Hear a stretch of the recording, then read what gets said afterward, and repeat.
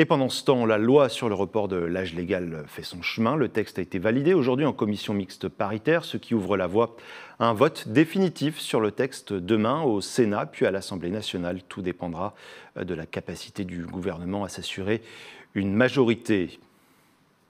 Contestation dans la rue, on l'a vu, mais aussi dans les entreprises publiques de l'énergie. Plus de 300 personnes de plusieurs sites en France se sont retrouvées aujourd'hui devant la centrale nucléaire de Saint-Laurent-des-Eaux en Loir-et-Cher.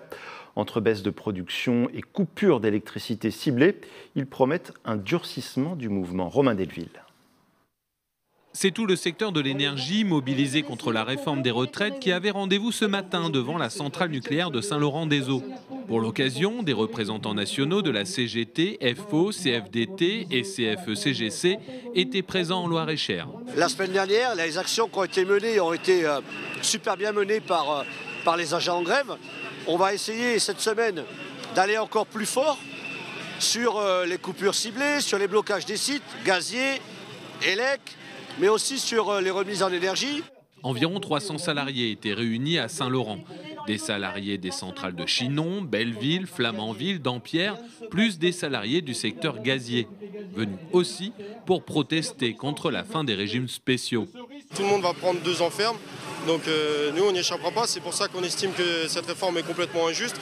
Et c'est pour ça que malheureusement le seul moyen aujourd'hui c'est de se mobiliser, c'est de peser sur l'économie parce que c'est le seul levier vraiment qui va pouvoir faire plier ce gouvernement.